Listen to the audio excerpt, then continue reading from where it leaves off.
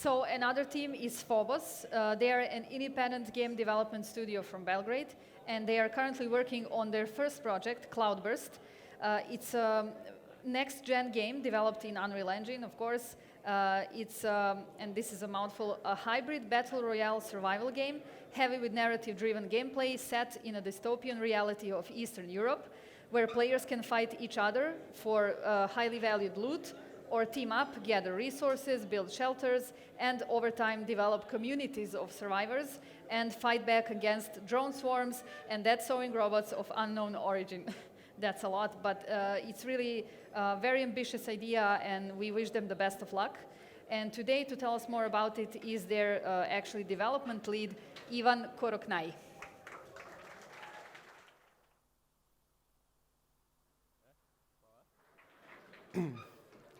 Hi, everybody.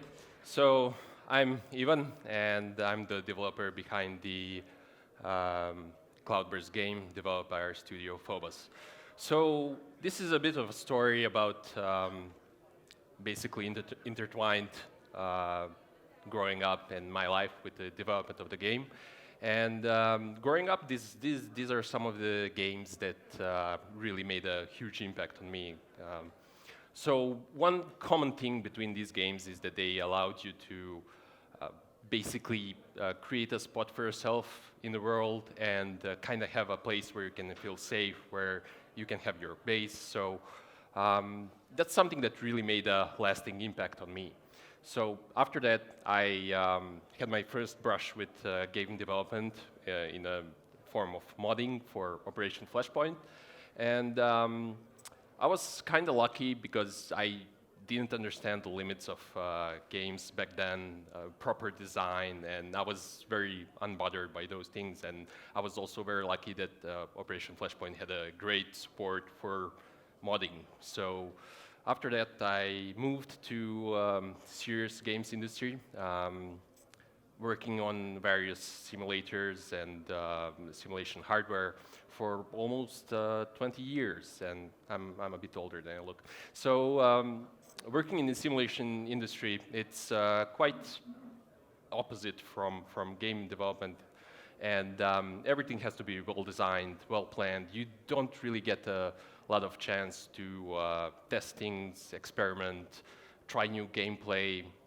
Everything is already decided. So I kind of grew tired of that and decided it's time for something new. So in 2019, for the first time, I actually tried Unreal Engine, and I really loved it, and I really loved what it had to offer. I still remember the first time I read the documentation. I was like, oh, well, they have really nice documentation, and that's pretty rare for startups that I worked in before. So in 2020, I gathered a team. It was mostly a couple of us as friends at first, and we started playing with a couple of games, PUBG, for example, Cycle, Warzone, things like that. So we really did a lot of gaming and trying to find something that we can make a game about and try to do the user research to find maybe a niche that we could exploit when making our game. So a couple of things that we realized and that really spoiled the game for everybody is, nobody loves campers.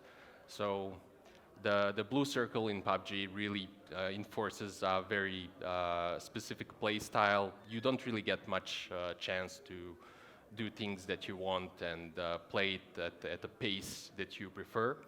And in the end, that means that a lot of new players don't really get a chance to enjoy the game. And a lot of these features are by design, and the others are just basically the product of this gameplay. And we found there basically something that we can try and improve with our game and try to do something a bit different. So we have this character design, we have idea about the world, what we want the world to look like, what we want to actually have it all be about.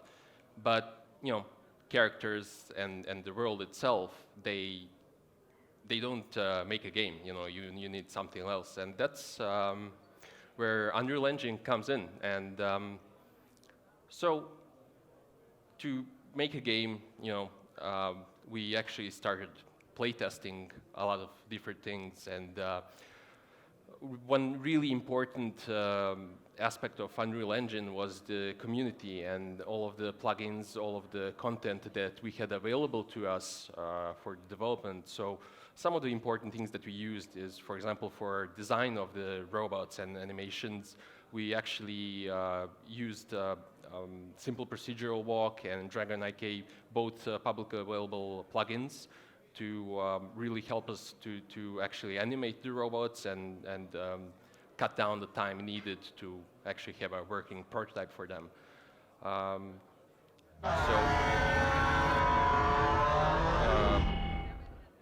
Ne, fali slajdova dosta. Ovo je pogrešna verzija. Okay, never mind. So basically, we did a lot of prototyping and a lot of testing, and the Unreal Engine really came to shine there. During our early stages, we joined Nordi's Booster program. We were able to test the prototype there, and we had really good feedback, and people loved it. Unfortunately, I can't show it because it's the wrong presentation, but you'll have to trust me. So basically, we did a lot of testing, and in the end, we realized we have something pretty unique, and in this stage, we used MetaHuman Creator. It was released at just the right moment that allowed us to be actually able to create characters that are of basically unbelievable fidelity, and something that wouldn't be usually possible for a team of our size. And same thing with Quixel Megascans for the terrains and for the scenery. We used a lot of community plugins. We talked a lot to the community and even had them use our own. So things like that actually made prototyping and in the early phases much easier than it would usually be for game development, which actually meant a lot to us.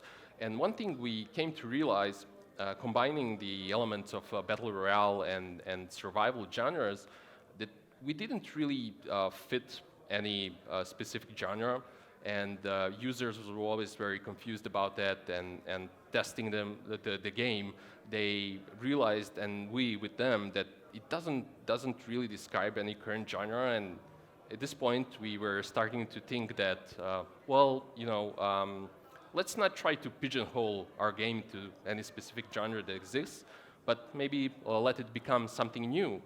And you know, we have games like PUBG. You know, it's basically the first game in the Battle Royale genre. Then we have games like Escape from Tarkov, which basically gave a rise to the Tarkov-like games. And in this moment, we thought, well, you know, maybe this can be something new. And yeah, take a look. Enjoy. Thank you. They are my second biggest fear. I was born into this world where drone strikes are as common as the rain, and where bloodthirsty machines lurk from every corner of this shattered world. We became nomads, waking up on the run every day.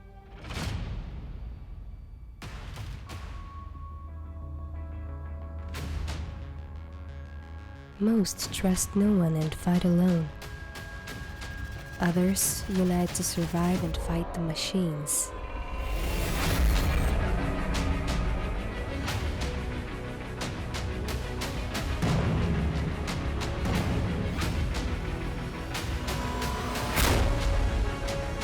Because the machines are cold, calculated, predictable.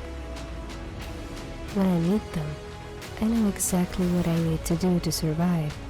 That's why they are my second biggest fear. And this is my biggest fear.